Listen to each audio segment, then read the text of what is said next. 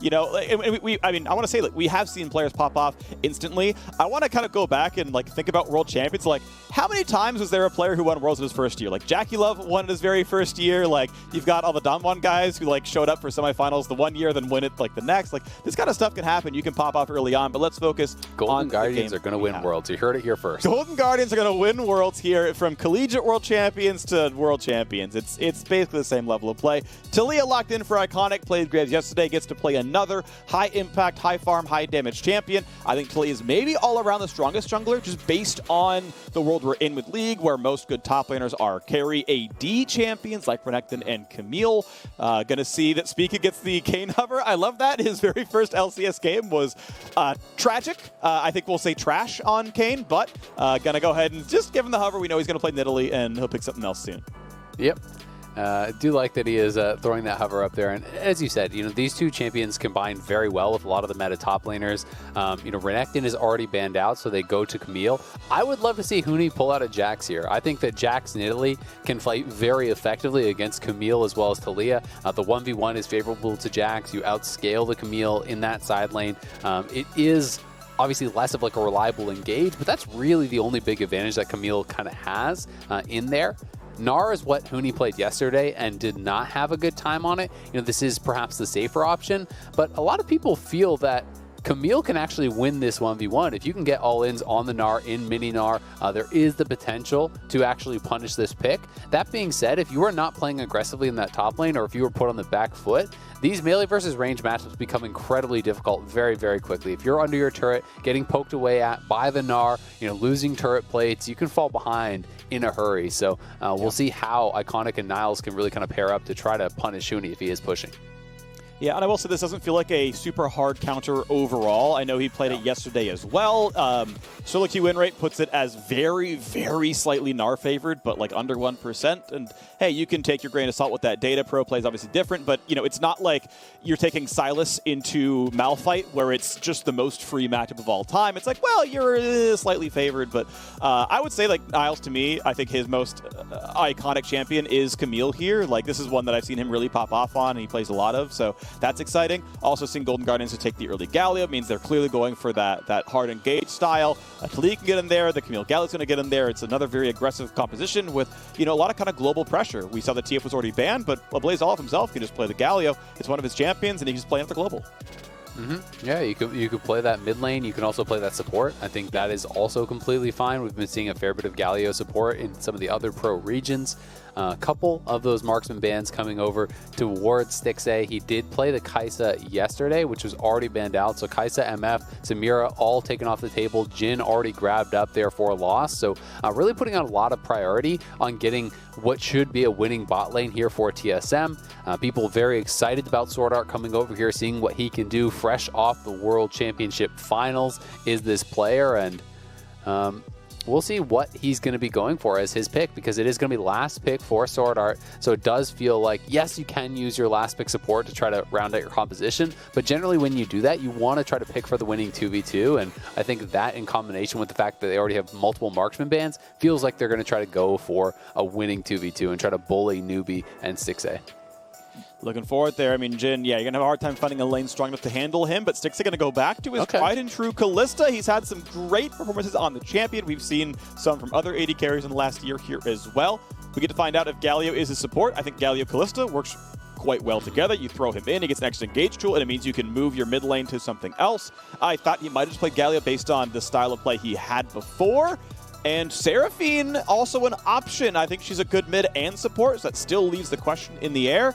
Now I gotta go for Thresh. Galio does go mid. I was right after all. I just kept rambling until he locked something in. Kalista Thresh, a very, very good lane as well. That is a lane can stand up to Jhin. Maybe a Morgana for SwordArt, we'll see though, but Galio mid does mean a lot of damage and global pressure across the squad. Yeah, and Galio mid is going to have a lot easier time linking up with the Camille, especially in the earlier stages of the game, than a support Galio would. And I think that's largely why they're going for this pick. This kind of guaranteed engagement of Galio ultimate on top of the Camille ultimate. You're locked into that Hextech ultimatum. It's also very powerful in the side lane. If Huni is exhausted, if you come out of Mega Gnar and you're stuck in that mini Gnar form, you can all in on that for sure. Taliyah's ulting in behind you. You get ulted in by Camille. Galio comes in on top. You are very squishy in that mini Gnar form, and you can get burst down. So we'll see how well they can play around it. If PowerOfEvil can kind of try to keep AblazeOlive locked in his lane, if Spica can be around behind Huni to try to protect him from those sorts of all-ins, because it does feel like they're going to be playing heavily through that. And the last pick, Alistar here, this does feel more like it's for the team fight and just having kind of some guaranteed ball delivery here and engage rather than for the lane, because I do expect a Thresh who is playing, on the Tournament Realms and who is on point to be able to flay out a lot of those Alistar engages in the 2v2. Of course, there is the potential for Q Flash and these sorts of shenanigans, but it's not the most reliable as far as what I thought they were going to do, going for a winning 2v2, which maybe you would have gone towards like a Morgana or something like that to try to answer the Thresh and win the lane.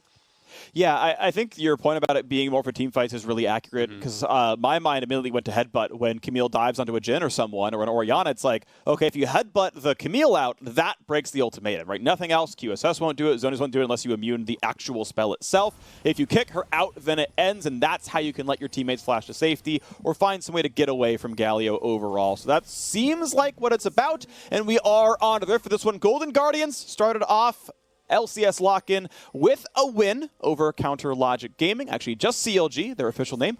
TSM, also, by the way, not Team Solomid anymore, just TSM. They are on the red side. They lost 100 Thieves, but that's one of the very strongest teams in North America. You can give them a small pass, as it is early on for the roster. Wards over the top. Golden Guardians going to spot themselves on a ward. And there's always no one's nearby. They're not going to get stopped or scuffed or anything, but good of, I believe, Huni, or actually it was most likely to be Spica, who dropped the ward and came back for a sweeper. Yeah, just some early defensive vision there, and because they spotted them out, we can see that Lost is actually invading to get a ward down of his own. Very defensive start, actually, from TSM. You could see they had an early lane ward in bot lane, seeing if they were stacking there. They had the Tri-Brush ward, so I don't know if this is just kind of scouting out what Golden Guardians has been doing in scrims or something like that, but it felt like TSM was very much expecting the potential level 1 invade here. Of course, Taliyah has a very powerful level 1, maybe something to do with just the champions that they had picked, but TSM ready for it. They do spot it out and stop that, so we'll see where they want to take us from here, as Lost is going to be starting in lane, doesn't have to leash because Spica is starting up on that top side on the red buff. And it is going to give them the early push here and the earlier level 2 very likely. Yep. One small thing to point out as well in mid lane is the fact that AblazeOlive shared that ward ward XP across 4 players. I believe a 4-way share is still enough for a solo lane to get level 2 off the first wave. So that might give him a little bit of pressure against PowerOfEvil. Sharing across 5, I believe, does not give you enough, so it's kind of important Niles wasn't there, or if someone else could have hidden away. Regardless, though, top lane, early push going in. Grasp can be tough for Camille into ranged champions. In that, Gnar is that for 80% of the game, so, unless you're going to burn your hook shot just to harass, you're not going to get much out of that keystone. This actually could have been an Omnistone option, to be honest. I think this is one of the matchups where you could maybe get use out of it. Yeah, I mean, I think we saw, what was it Bin at Worlds, where we saw something like the Omnistone Ignite TP style, try to answer against some of these range matchups. You can do that sort of style. Of course, this may just be a comfort thing, not being used to that. But generally, yeah, you don't see Grasp as much against the range matchups. People used to do Comet. That is less common now. But I do see more things like PTA oftentimes, or even Conqueror against these types of matchups, because it often ends up being more about the all-in than kind of the back and forth poke, where Grasp is going to be most effective, stacking up the bonus HP from that and just being able to get these small trades. Grasp used once, of course, had the shield, so blocks the turret shot, but still takes 3 hits back from Huni, and that trade went about equal. So wave gets shoved in. Taliyah is top side. We know Spica's on the other side of the map, so theoretically a chance for a dive, as Icon is going to take down Scuttle Crab and does the fairly standard Taliyah clear, which is skip wolves, do everything else. Start bottom, go to top. That's going to work pretty well, but ultimately just going to end up grabbing wolves afterwards and doesn't go for any kind of plays topside. And you can see that TSM was actually pinging right on that Scuttle Crab as Iconic was doing it. So having a very good idea of where he would be, of where they expect him to be. And it's always really nice when you have a jungler who is very competent at tracking this, or perhaps it was someone else doing it. But largely it is the jungler calling out where they expect him to be based on the timings, based on knowing the speed of clear for those champions, and having accurate tracking is going to make it a lot more safe for Huni. But nice for Niles because he did get to fully push in and reset the wave. He's going to be able to recall without actually having to expend the teleport. So grabbing a second Doran's item here, plus the refillable, has the Doran shield now, plus the blade, will be able to withstand a lot of this kind of range harass that could come through here from Huni. And we'll see if he's going to be able to get control in this lane. Yeah, Huni himself able to stack up a bunch of extra health. Gnar has, I think, the literal lowest base health in the game, at least by high levels. He's eventually got less than Yuumi as you know, that scaling kicks off. But early game, he's still fairly frail. Grasp gets to kind of supplement that a bit because the flat 3 health per trigger is actually pretty meaningful at that point. It's a substantial amount of your tankiness. So Huni's going to stay alive right there, pushes in his own wave now, takes his recall back at 5 minutes. We know that the first dragon spawning in a second. We've still got 3 minutes to go until everything else comes up. And this nice little flay. Yeah, newbie's going to take almost no damage here. Aftershock on. This is actually going to land up pretty well. But, okay, I take it back. Took more than almost no damage. Aftershock turned off, and Lost got 2 autos in. Yeah, that was honestly just really nice. SwordArt got point blank, so there's no chance of actually flaying the headbutt. And then he headbutts him against the wall, into the root, then out of the root. They do that pulverize, knocking him up in the air. So pretty much maximizing the CC that they could have there to get the extra auto attacks in, to get the extra bit of damage. Then obviously trample stacking up. You get the auto attacks done from Alistar on top of all of that. And just really nice layering of those 4 different CCs, essentially. So those plays were really great. That attempt at a freeze from Golden Guardians was trash. Like, it was a nice attempt first by newbie to catch the wave. Because if you catch the wave, you can hold a whole wave there, and it's a freeze, and then you deny a bunch of golden XP as Lost and SwordArt have to recall. But the way it was managed, there's only 2 minions left, and it's right in front of the turret. This wave will always break, and it will go right back to TSM's turret. There's no way to make them overextend. You will barely deny any farm, and it's you know, you can't set up for the Taliyah gank because they can just sit under the turret anyway. It's not going to do anything bad for them. So, yeah, you can see it kind of mismanaged. Still grabs the cannon, missed 0 cast minions, misses 2 melees. This could have been an entire freeze, and they only denied 2 melee minions, and that means that Lost is going to be able to get almost all of the golden XP. That said, bot lane is still shoving. They've still got pressure over the lane. With it going into the turret, it means that, hey, no problem, they can just show up for the Drake instead. Yeah, exactly. And you know, if they were trying to freeze, it obviously was very mismanaged. If they're trying to set up a slow push to then go for the dragon, hey, then it worked out. So they do at least get something from that pressure. You know, the wave gets pushed out. Stixxay, yes, he's not denying any minions, but he doesn't lose anything because he did reset it, moves over to the dragon. They grab that for themselves. So not too bad overall, I would say. You know, it just kind of depends what you want to prioritize. Do you want to prioritize the gold from a freeze, or, you know, going for those early stacking dragons? And in this case, I think with Kalista, it can make sense to try to move towards a quicker soul, and we'll see if they'll be able to continue that stacking going forward. Okay, well, the stacking is going all right. Farm pretty equal across the board there. Even the junglers within one camp of each other. We get a replay of a top lane fight that we hadn't seen. Yeah, we'll see exactly what does happen here. I can't really break it down because I have no idea. But it was, okay, so Flash ultimate there, looking for the spear from Spica, but Niles able to flash out from that. So it is just a trade of flashes from those top laners. Huni obviously expending the ultimate, but that's not really a big deal for Gnar. As generally speaking, it's up anytime you do want to use it. The cooldown isn't very long. But Niles going to be happy to have escaped that first gank, and we can see AblazeOlive kind of cheating up towards that top side. And anytime you do see him missing, we are going to have Huni playing pretty darn safe. That being said, it looks like they did have top scuttle, so that is going to provide some safety there for Huni, who's going to be without his flash for the next couple minutes and has to be very wary of the potential gank coming through from Taliyah or Galio. So now SwordArt, with a nice aggressive control, gets to get behind Golden Guardians here. Now, Stixxay is level 6 on Kalista, so Thresh is basically not a real target, and Thresh himself can play at this range and say, hey, if you go for any play ever, I would just Lantern Kalista and she's safe. This is ungankable with this kind of play. Newbie, I think, playing the lane really intelligently. I absolutely love Threshers who understand that, look, half the time in the lane or a third of the time in lane, I'm going to play a screen behind you, because now if I'm threatening Lantern, there's no play. And we're always safe, we're never killable. And the ability to play far up as an engaged support and far back as a disengaged support, I always really respect players who are intelligent enough to identify both those halves of the champion. Yeah, I agree completely. I mean, that is so much of a champion like Thresh's positioning, right? As you're saying, are you putting on pressure because you know your jungler's in the area, or you're ungankable right now? Are you in a position of vulnerability when Iconic is topside, so you're sitting behind your AD? Because the added pressure you get from maybe denying a CS or two isn't worth the potential trade-off of dying there. They should have been spotted on that ward moving over towards mid, so PowerOfEvil going to be playing very far back. Spica is up on that top side, but Iconic should be able to grab a pretty easy Rift Herald here because they do have both push in top and mid, and he has grabbed that for himself, and now they're looking to move 3-man top with Rift Herald. We'll see if they want to try to commit to a potential dive here, but Huni is going Mega. Awkward. Huni's Mega Gnar. The first stun is immune. They're going to find the Galio knock up all the same. Taliyah's going to cut off the retreat. He's flashless. He's going to take a lot of damage, and they're going to find first blood. AblazeOlive throws out the S for swag. Golden Guardians gets first blood. Nicely done by Golden Guardians, but honestly, I have got to hit Huni with a bit of a question mark ping there. Yes. You knew that they killed the Rift Herald. You knew that the jungle was up there because of that. Mid lane is missing. It's Taliyah, Galio, Camille. He has his ultimate. You do not have your flash. And in that situation, Huni is jumping forward to try to ult Niles into the wall. I mean, yes, maybe you win a trade there, but he should have been back behind his turret in that position, not looking forward to trade, not looking forward to try to go for an engage. And again, Huni 2 days in a row giving up those easy kills on the top side. I mean, there's full information that they're going to be moving up towards the top side, looking for a potential play like this. And yeah, Huni just going in, looking to trade, and gets Hextech ultimatum. Easy ultimate from Taliyah, cutting him off behind that turret. AblazeOlive over top with the taunt, tanks it up.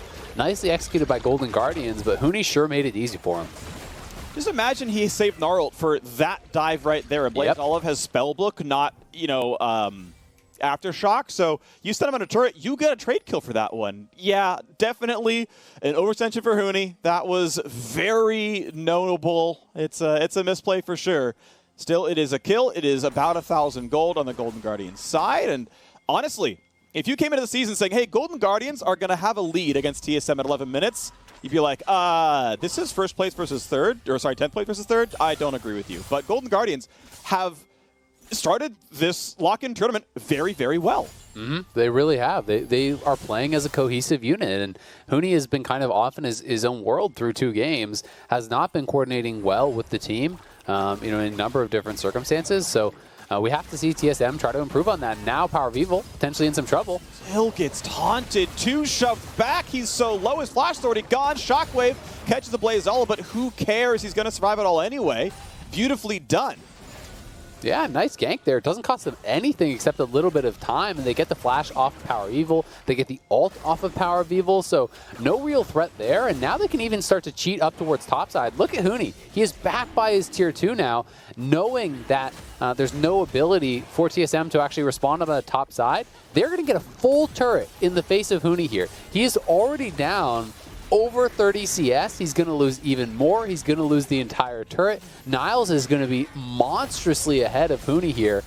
And if I'm Iconic, I think I even just stay around and escort this into the tier 2, threaten over at the red buff, threaten a potential dive, because if AblazeOlive starts walking up here, Huni could actually die on his tier 2, and I think you could even deny more of this farm. When he plays it right, he could deny the charge.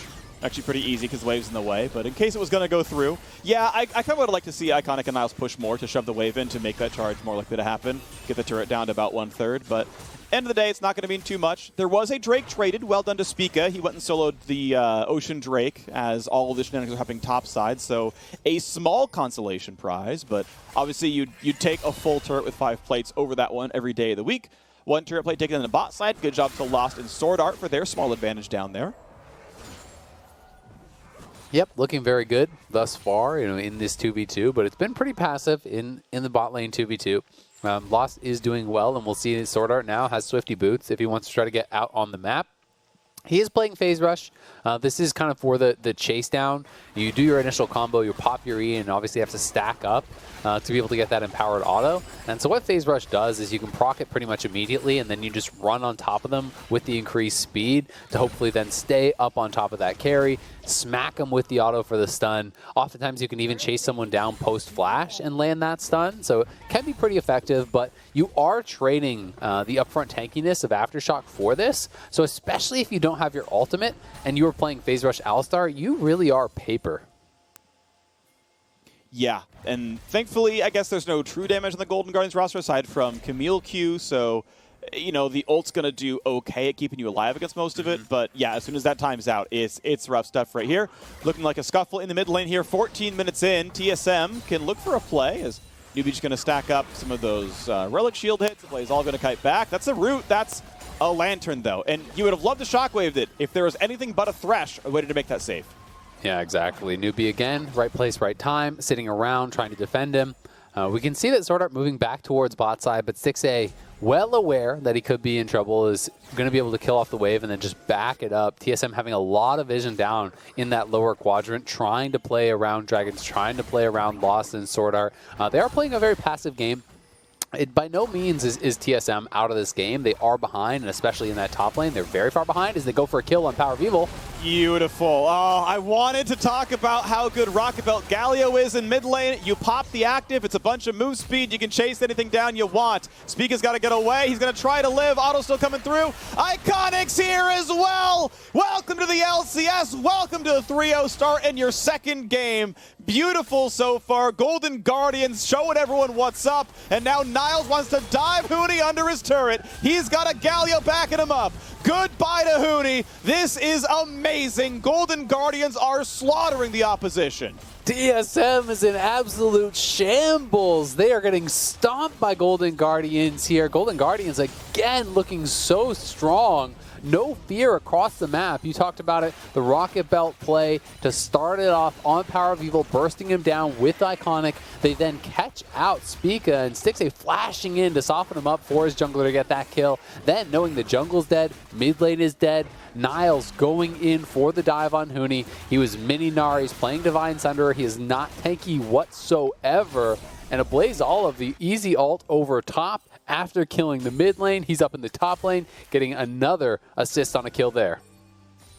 So here it is one more time. This was just really well set up. You know, you talked about the Rocket Belt. We're going to get to see it in action here, just trying to stay in range of PowerOfEvil. Then as he steps forward, they know Iconic is right there on the side. Rocket Belt, flash, taunt, into the Justice Punch. The seismic shove comes over the top, and Iconic, you know, boxing out Spica so he can not actually chase down AblazeOlive for the kill. Then Stixxay flashes over, cannot finish off Spica, but he has him very low, and Iconic coming in with the ultimate, getting another kill while AblazeOlive roamed up towards top. Nice shockwave, though, from PowerOfEvil. Yep.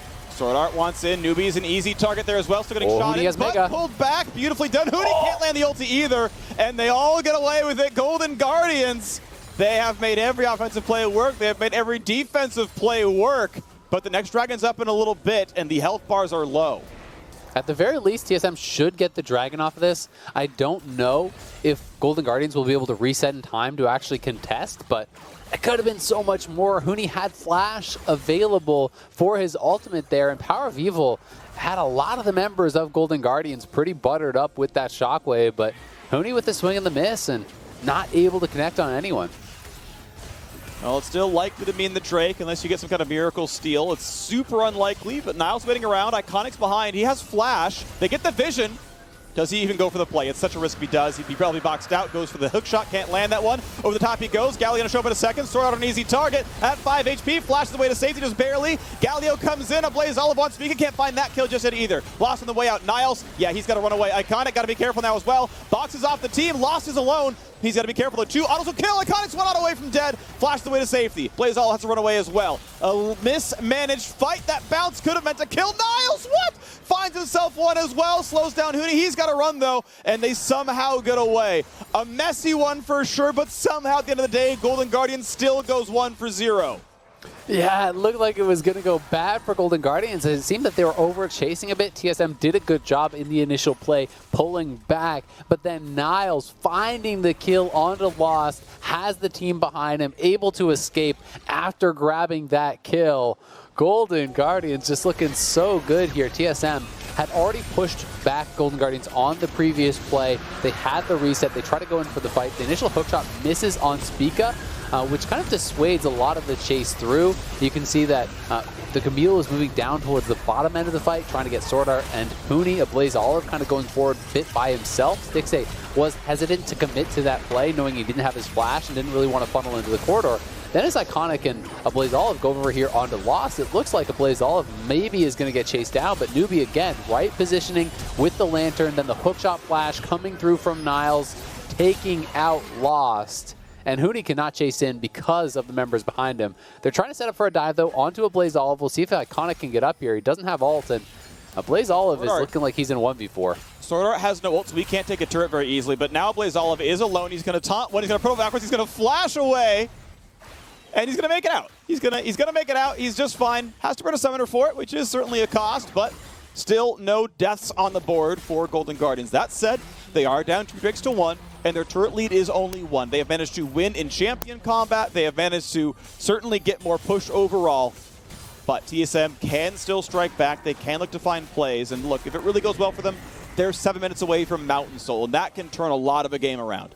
It really can, but Golden Guardians are not being inactive during this time. Yes, their mid laner had to flash, but probably going to kill mid lane turret. They got the mid lane tier 2. They already got the bot lane tier 1, and they're pushing the bot lane tier 2. So Golden Guardians got a lot during that. They do lose the top lane turret, but they get 2 of their own. They get about half the HP off the tier 2 in bot.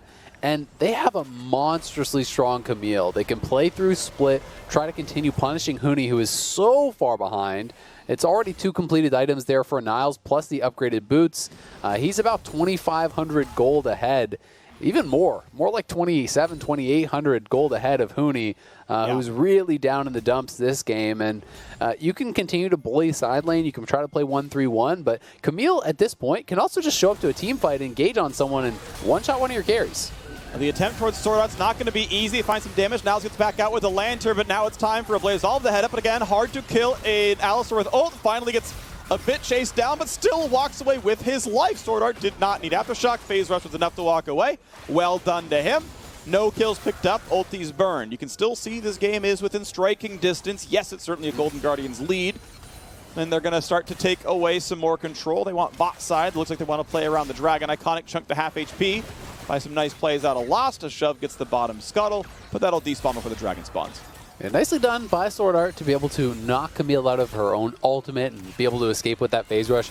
But, you know, the downside of that is he now doesn't have his ultimate, doesn't have Aftershock, so he's going to be very squishy for any fights in the next minute or so. And, you know, SwordArt is the tankiest member, and they almost killed him through his ultimate. If that's anyone else from TSM, they're pretty much just dead instantly against that combo. So there's a little bit of safety for TSM while the Galio ult is down.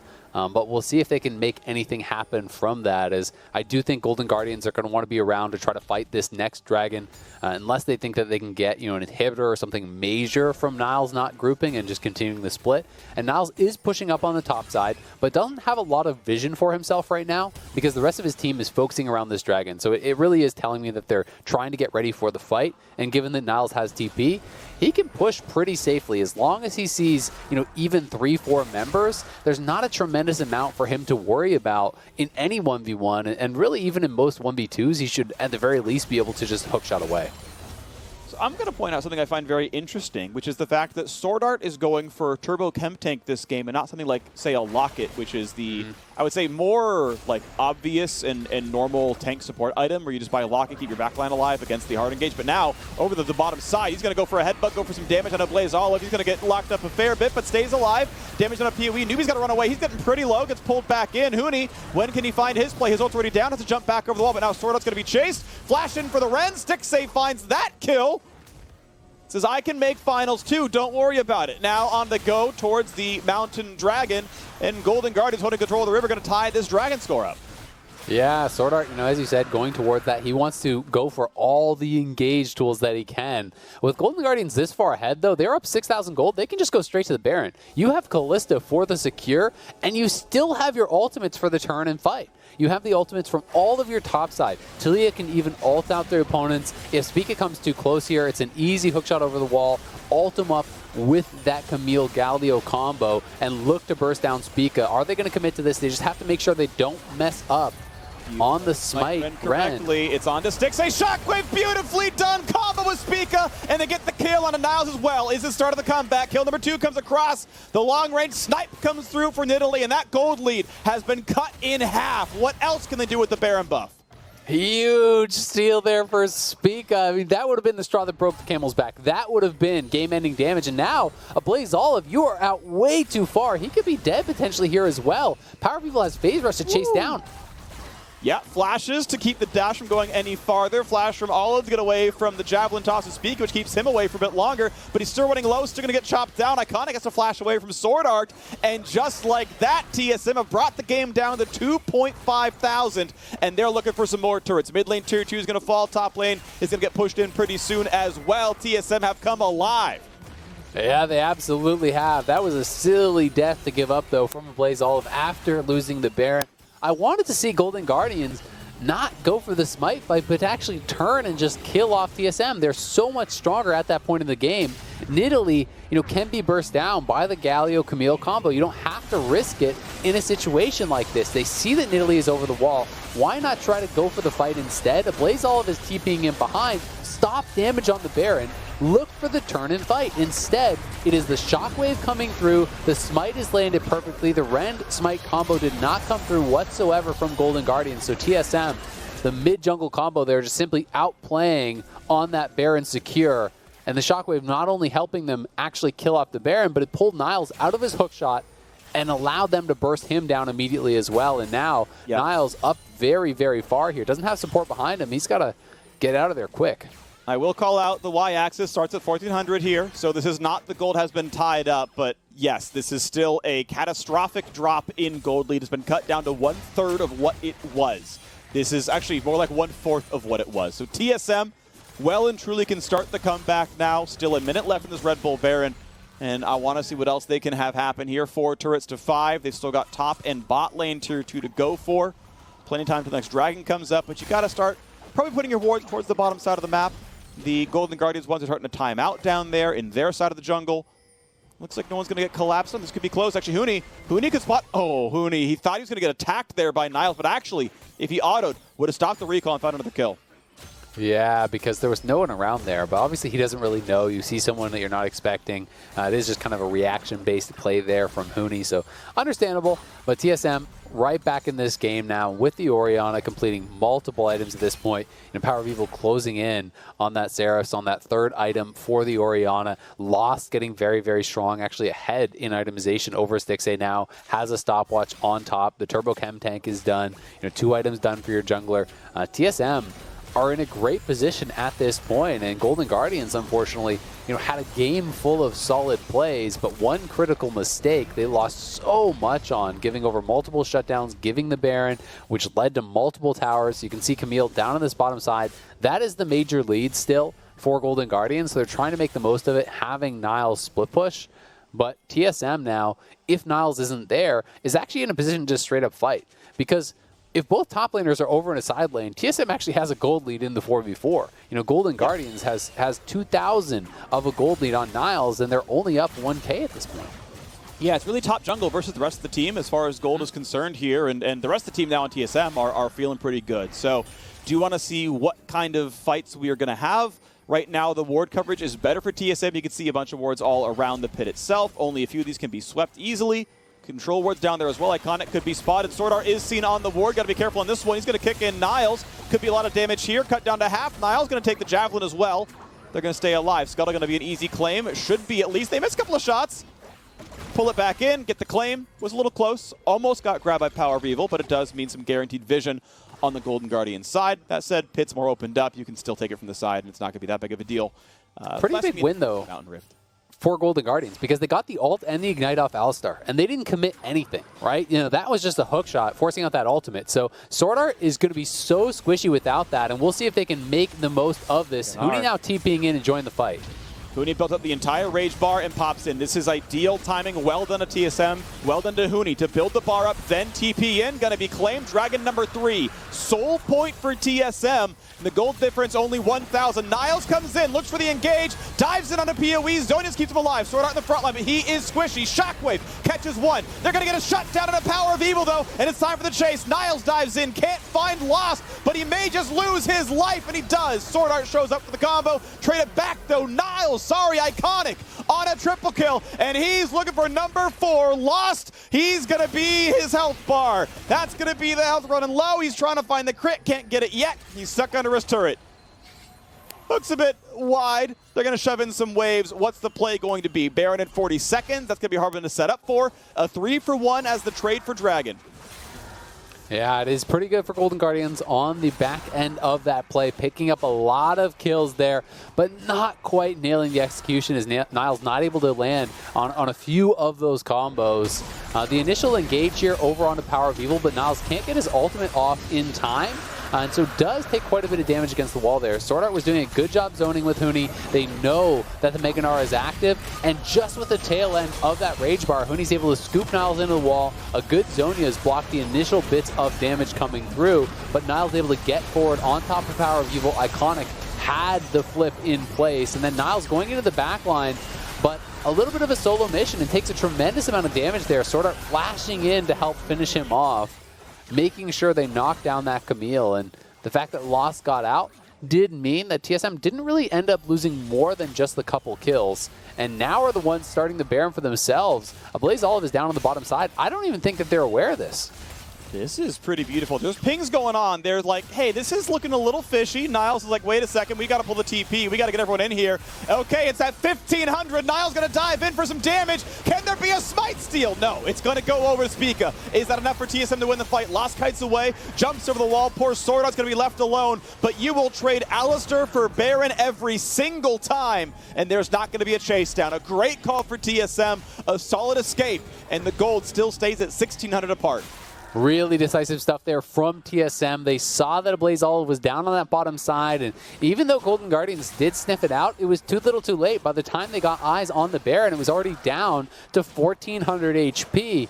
One auto from Jhin, the Q smite from Nidalee, it's gone from that health at this point in the game, so there's not really any chance of the steal, and because of the peeling there from SwordArt, they couldn't actually get any chase down and kill. So Golden Guardians is trying to push now, but SwordArt is respawning, and that's going to mean they will have to back it up.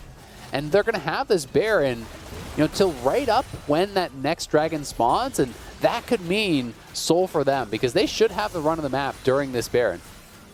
A bit of vision given away. Iconic gets back into not combat. Puts the ulti down just to be safe. He was going to be fine with all the move speed you get out of Taliyah ult. I think he was never going to get chased down. But in case the TP move speed meant PoE, you go for the shockwave. Takes the safer play. Realistically, in 2 minutes, there's not going to be a fight anyway. So the Weaver's wall is not terrible. Oh, Niles might get caught. Getting a little chased. If he's paying some level attention, he can still hookshot away. Kind of goes near the wall. He's far enough away that, oh no, he's not far enough away. What a perfect pulverize. Niles goes down the Hex Splash. He was not expecting that part of it. Beautifully done by SwordArt to set up that kill. Extra gold in the pocket to TSM are sieging again. Beautifully done by SwordArt, as you say. Really nicely timed, but you have to say, Niles knew that people were in the area, had no vision in his jungle, no one from his team behind him, and despite a fantastic start to the game for Niles, they built up a big advantage for him. He hasn't really been effective with that lead, hasn't been able to turn it into anything for the team. And TSM now feels like they're starting to run away with this game. It turned on a dime at that Baron, Spica with the huge steal, but from there, TSM have played a strong game, and they're going to engage on Stixxay. Engage. Stixxay is going to go down for this one almost certainly. Taunt comes across, a flash to safety. SwordArt going to tank up with the ultimate, gets pulled back with a lot. The rend comes through for not anything more. Stixxay has ulti, but Newbie burns the flash all the same. Niles There's a long cooldown gone, and now it's the TP flank. Spica gonna spot it out. Niles, yep, he's hatched a couple of wards.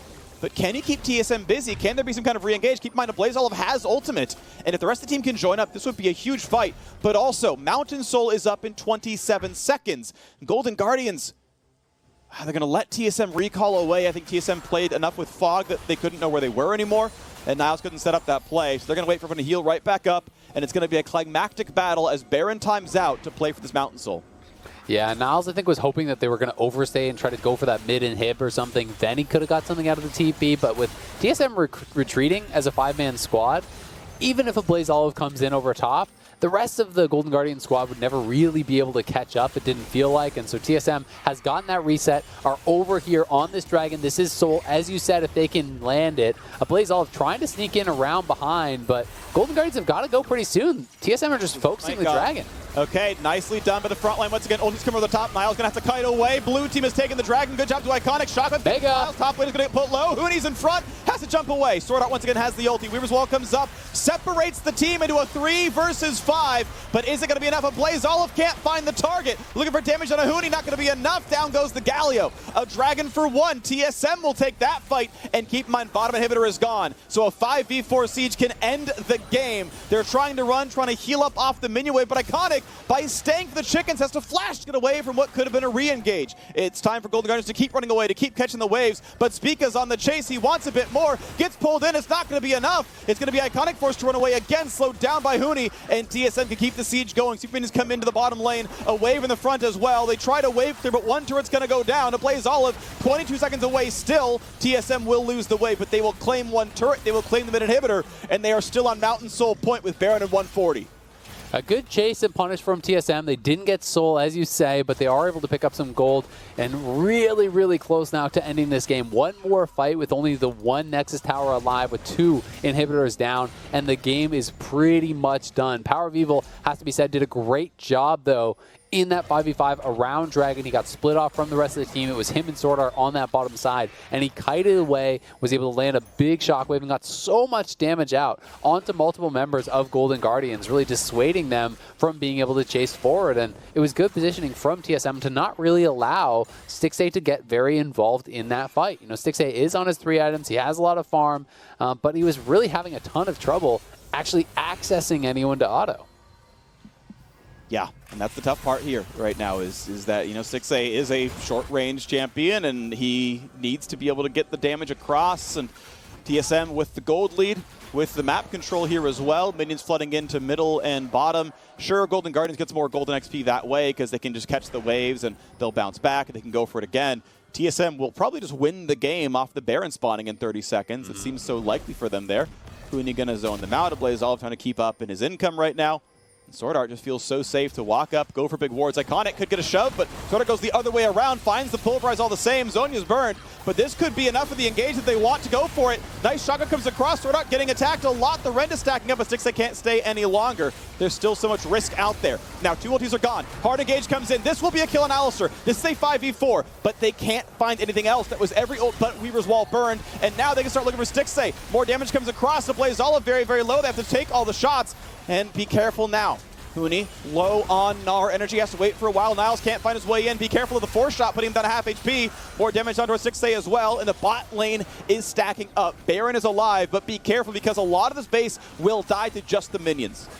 Yeah, Niles just barely not able to connect on a lot of these hook shots, and PowerOfEvil has TP'd back. There's low health bars on a number of the members here from Golden Guardians. TSM is down 1 member, but Golden Guardians basically have to rush this because supers are going to be pushing, and TSM, if they land a shockwave, which is going to be up in a couple seconds, it could be their Baron, it could be their fight. Stixxay needs to free hit, and they need to find Niles to get away into this fight. They're going to look for the fight pretty soon. Huni has Mega Gnar there. They're going to go for the play. What a perfect ultimate! Huni has arrived, and he has shut down the team fight. Baron's going to heal up. Shockwave catches 2. TSM is back, baby, and Huni is the reason why. Stixxay's going to go down. He can't fight for this one. The Bud Light Ace and TSM, the faithfuls, will be rewarded for a victory here. Knocked down so heavily, but they will shove it to the base, and they will claim their first victory of LCS lock-in. Baron steal after Baron steal. Spica is a smite god, and Huni, it took him a while to scale, but he found the team-winning ulti, and the Nexus will fall, and TSM will win. Yeah, beautiful Mega Gnar there from Huni, ulting Niles out of his hook shot, immediately stunned as he tried to come out of that Baron pit, tried to turn for the fight. TSM, they surely had to work for it, as Golden Guardians had an incredible first 20 minutes of the game.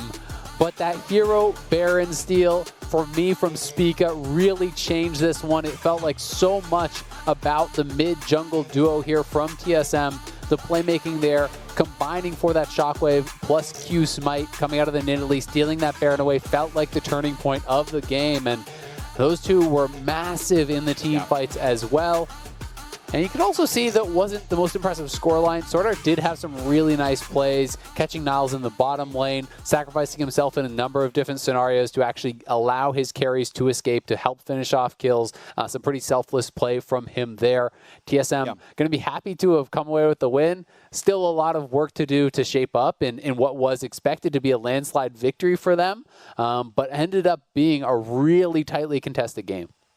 Yeah, and that's kind of the thing is now you got to think about what does the game mean overall? What's it going to mean for the players and their thoughts? Because as you mentioned, right, TSM coming into the week, you're like, okay, 100 Thieves is a close game.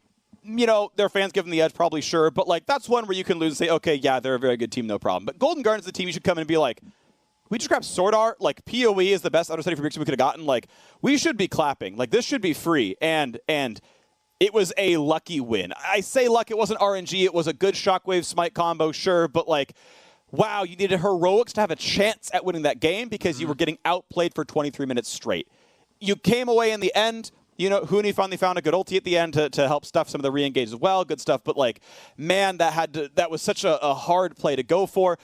On the other side, though, honestly, if you're a Golden Guardians fan, you should be happy. They complete smash CLG, and they honestly looked good against TSM. Yes, they got screwed in the Baron play. They could have played it more cleanly, absolutely. Niles overstayed in some silence a few times, as you had called out, Azael. Agree with that one as well, right? There were misplays, but, like, this is the second game of pro play for 3 of the players, and, I mean, that still looks really good. If it's your second game ever, for all those guys, especially Iconic, I think he was the most blameless of the squad. Like, look, overall, pretty well played to this squad. I think they are very, very good, and I can honestly see this team. People were expecting 10th. I don't think 10th for Golden Guardians. Get the rest of their whole rosters, give them as much practice. Golden Guardians may be a playoff team already. Like, they look good. They really do. I mean, it's a disappointing loss given the state of the game. But if you look at what your expectations were coming into these first 2 games, they won their first game. They were competitive with TSM in their second game.